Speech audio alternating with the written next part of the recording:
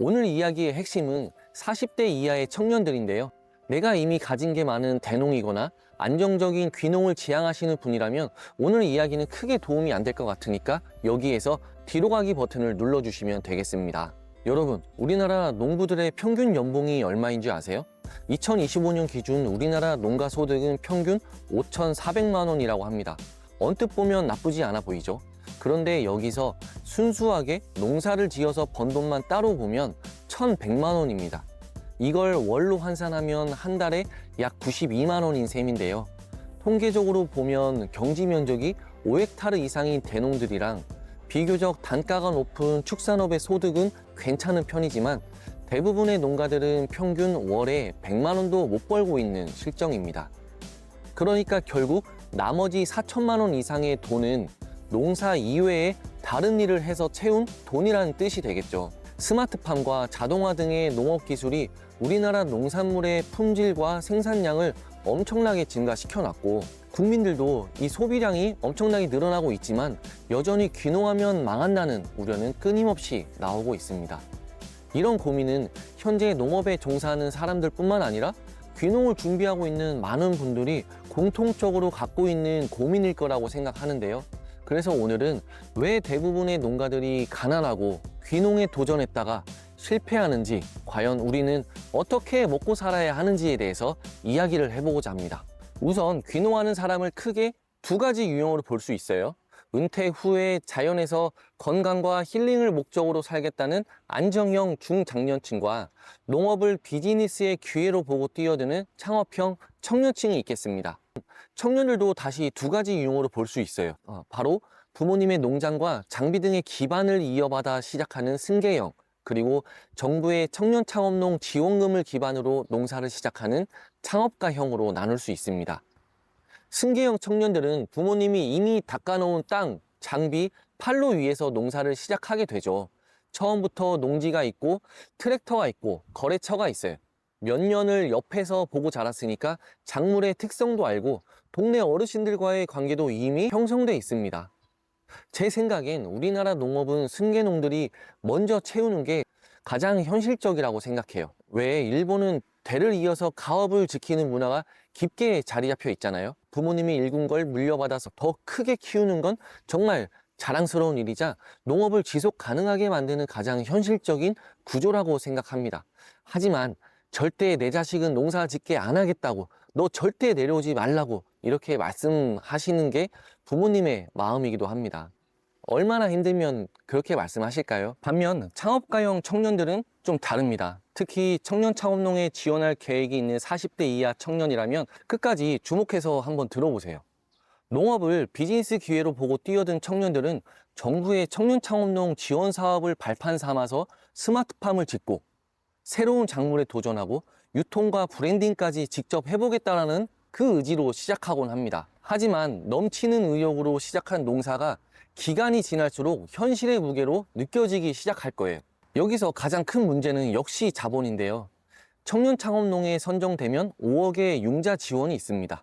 대부분 그 5억으로 땅 사고 스마트팜을 짓겠다고 계획하곤 하죠. 하지만 우선 알아야 될 게 5억으로는 스마트팜이 택도 없고 그 5억마저도 다 받기가 어렵다라는 거예요. 지역마다 배정된 예산이 있는데 그마저도 부족해서 발을 동동 구르는 청년들이 많습니다. 어찌어찌 지원금을 받았다고 하고 빚내서 시설 짓고 나면 일단 내 통장이 텅장이 되죠. 5억 예산을 잡고 시설비로 다 썼는데 완공하고 나서 또 1억이 나갑니다. 전기, 배관, 예상 못한 자재들, 예상치 못한 일들이 계속 일어납니다. 동네 장사라는 것도 오픈해서 6개월간 돈을 못 벌어도 살 정도의 운영비를 만들어 놓고 시작하라고 하죠. 저도 2천만 원대의 10평짜리 매장을 열어본 경험이 있는데 말이 오픈 2천이지 그 이후 통신비, 가스비 이런저런 비용이 제가 모르는 데서 계속 나오더라고요. 그런데 농업은 더 심하죠. 농사에 들어가는 돈은 1, 20만 원 단위가 아니죠. 못해도 수백만 원, 수천만 원이 기본값입니다. 그래도 청년 창업농에 선정되면 최대 3년 동안 매월 최대 110만 원씩 3년을 지원받죠. 매월 110만 원. 이게 큰 것 같지 않아도 청년 농업인들한테는 정말 생명줄과도 같습니다. 아직 할 일도 많고 돈 나가야 될 일도 많은 때인데 이 산소 호흡기 같은 역할을 해주던 매월 110만 원의 바우처도 어느덧 끊기는 시점이 옵니다.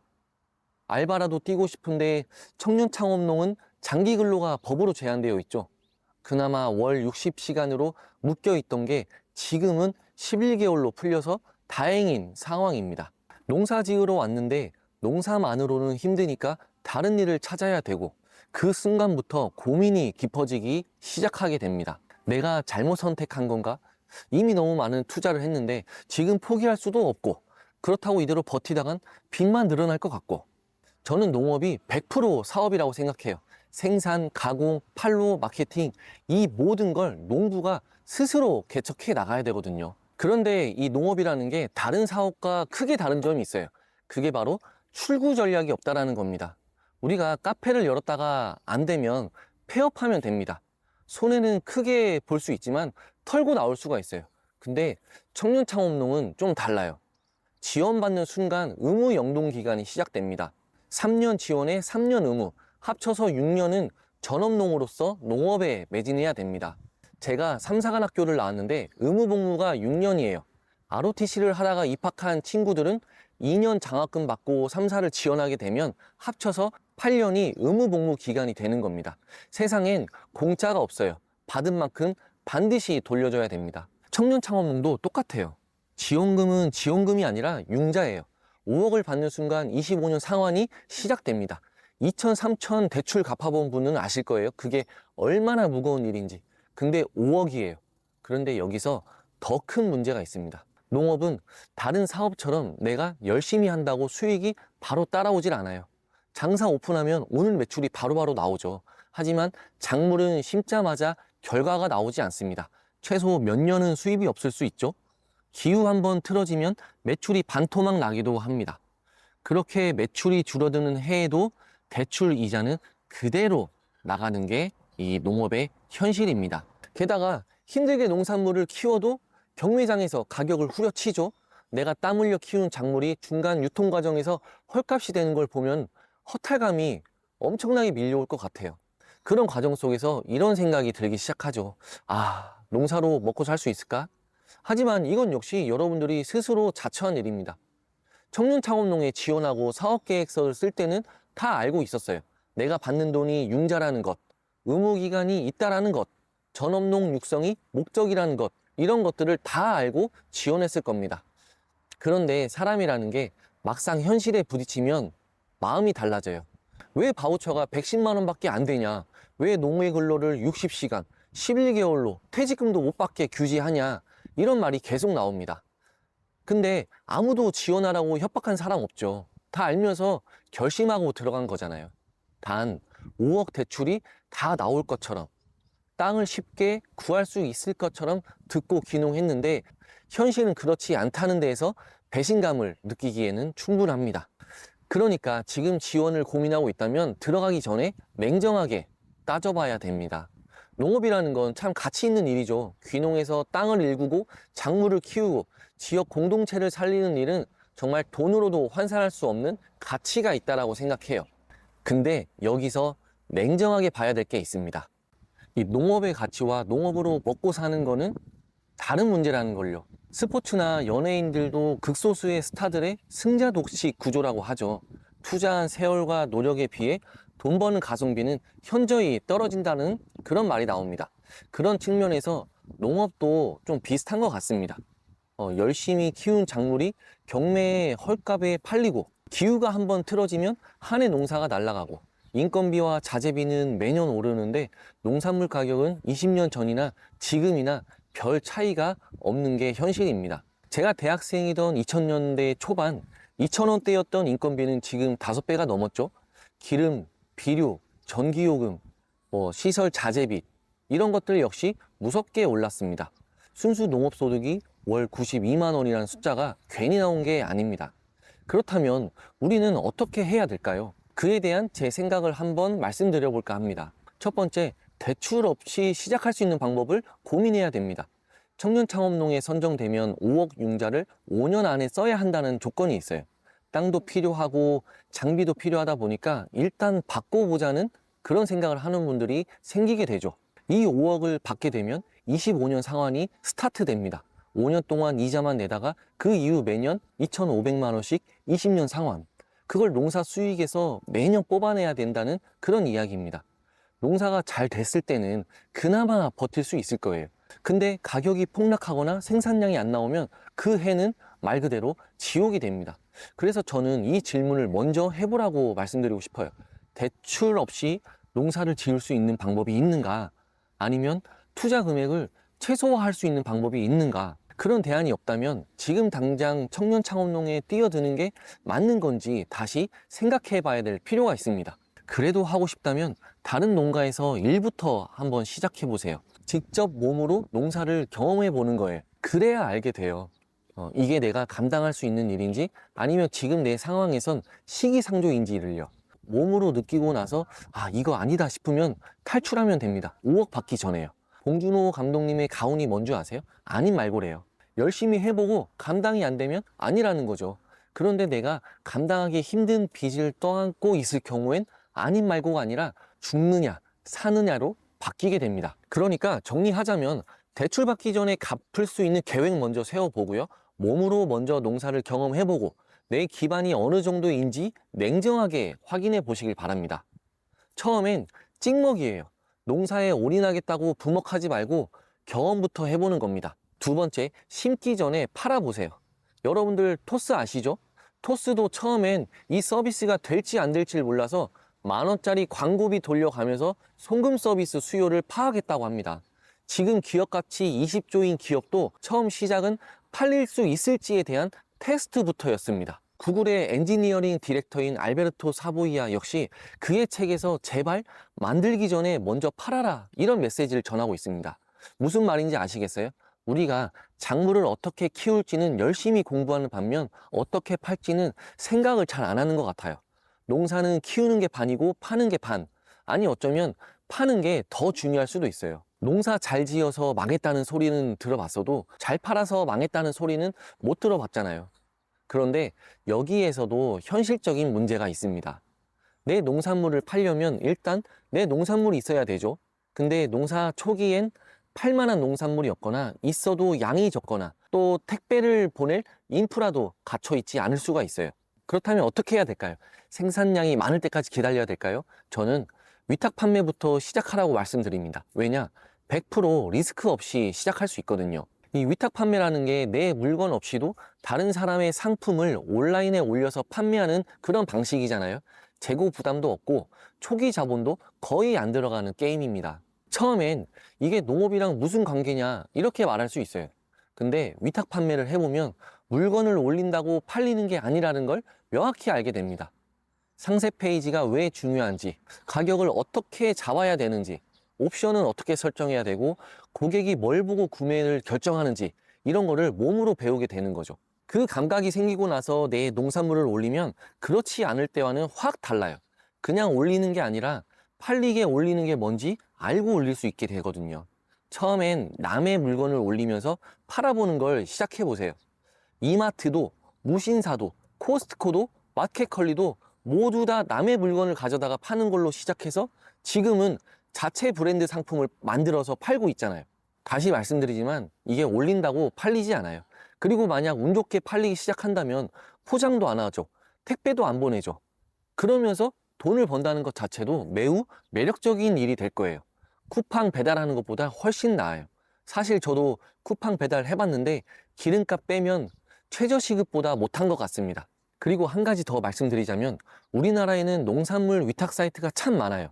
내가 직접 파는 것도 좋지만 택배를 보낼 수 있는 역량이 만들어진다면 B2B 형태로 협업하는 것도 내 판로 개척에 큰 도움이 될 거라 생각합니다. 농사로 올인하기 전에 내가 키울 게 팔리나 일단 팔아보자라는 거죠. 파는 연습이 익숙해지면 그때 내 농산물로 넘어가면 됩니다. 저는 매일 하나씩 한 달 동안 상품을 올려본 적이 있어요. 그냥 올려보는 거죠. 재고 부담도 없고 안 팔린다고 손해볼 게 없으니까 마진이 거의 안 남게도 올려보기도 하고 남들이 안 올리는 상품을 올려서 생각보다 마진이 많이 남는 경험도 해봤습니다. 그러면서 온라인 판매에 적응하는 거예요. 그런 경험치가 쌓인 후에 상세 페이지도 만들어주고 여러 대형 유통 채널의 기획전에도 참여하게 해주는 AT 주간 온라인 마케터 육성 사업에 참여하시면 더 큰 효과를 얻게 되실 겁니다. 그런 경험 없이 내가 농사 지은 거 팔아보겠다고 수확하고 나서 상세 페이지 만들고 포장지 만들다 보면 이 보는 눈이 없어서 시간이 2배로 더 걸리게 되니까 미리 경험해 보는 걸 추천드립니다. 또 이게 혼자 하면 외롭잖아요. 저도 스마트 스토어에 하루에 하나씩 상품을 올려보려고 하는데 함께 하실 분은 아래 고정 댓글 참고해 주세요. 같이 하면 의지도 되고 모르는 거 서로 물어볼 수도 있잖아요. 처음 하시는 분이라면 제가 어디에서 상품을 찾을 건지 어떻게 해야 되는지 하나씩 설명해 드리겠습니다. 그리고 좀 익숙해지면 스마트 스토어 쿠팡 말고 다른 플랫폼을 어떻게 활용할 건지에 대해서도 같이 진행해 볼 테니까요. 하루에 1시간 정도? 이 정도 시간 내실 수 있는 분이라면 고정 댓글 들어가셔서 한번 확인해 주시길 바랍니다. 마지막 이 3번째입니다. 몸값을 높여야 됩니다. 청년창업농 농해근로를 60시간 제한을 뒀던 그런 때가 있었죠. 그때 엄청 말이 많았어요. 한 달에 60시간 일하면 최저시급으로 약 60만 원 남짓인데 그걸로 생활을 어떻게 하냐, 그런 말이 많았죠. 근데 저는 이런 생각을 좀 하게 됐습니다. 왜 시간당 10,000원을 받으려고 할까? 왜 시간당 5만 원, 10만 원은 받을 생각을 안 할까? 현재 청년 농부들 중에서 초등학교나 중학교에 진로 강의를 나가는 친구들도 덜어 있습니다. 강의료가 시간당 5에서 10만 원 정도 되니까 최저시급보다 훨씬 시급이 높아지죠. 또 농부들이 SNS를 잘하잖아요. 그러다 보니까 SNS 마케팅 강의를 나가는 경우도 봤는데요. 모두 농사일과 연계한 일이니까 어려운 것도 없고 내 가치도 높아지니까 몸값도 올라가고 일석삼조의 효과가 있습니다. 저는 귀농하면서 분홍의 기술 라이브 커머스라는 책을 썼어요. 책이 많이 팔린 건 아니지만 책을 쓰고 나니까 여기저기에서 강의 요청이 들어오기 시작했습니다. 시간당 10만 원은 기본이고요. 한 번은 시간당 30만 원씩 4시간 강의를 해서 140만 원을 받은 적도 있습니다. 60시간 제한이 있어도 우리가 만약 시간당 10만 원을 받게 되면 600만 원인 거예요. 제 생각엔 시간당 10,000원과 10만 원의 차이는 노력의 차이라기보다는 나를 어떻게 포지셔닝 하느냐, 그 차이라고 생각합니다. 이런 말 할 수 있어요. 그렇게 되면 소득이 너무 높아지는 거 아니야? 그런데 그거는 받고 나서 꼭 책이 아니어도 되죠. 앞서 말씀드린 것처럼 요즘 청년 농부들 중에서는 SNS 안 하는 친구들은 거의 없을 거예요. 인스타그램을 해도 되고 유튜브를 해도 되고 네이버 블로그를 해도 됩니다.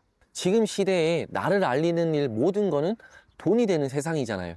나를 알리는 과정에서 농업을 더 깊이 공부할 수도 있고요. 다른 농업인들과 연결되면서 생각지도 못한 기회들이 생겨날 겁니다. 제가 그걸 경험해 봤어요. 농사 짓느라 할 시간이 없다. 그러면 내가 할 수 있는 가장 쉬운 것부터 한번 해보시는 건 어떨까요? 글이 될 수도 있고요. 짧은 영상이 될 수도 있겠죠. 농업에서 실패하는 사람들을 보면 대부분 준비 없이 막연히 뛰어든 경우입니다. 키우는 데만 집중하고 파는 건 남한테 맡기고 몸값은 그대로인데 수익만 늘리길 바라고 5억을 빌려놓고 갚을 계획은 없는 거죠. 저는 군대에서 13년을 보냈습니다. 전역 후에 직장 생활도 한 5년 해봤고 식당도 해봤고 제조업도 해봤고 온라인 쇼핑몰도 해봤고요.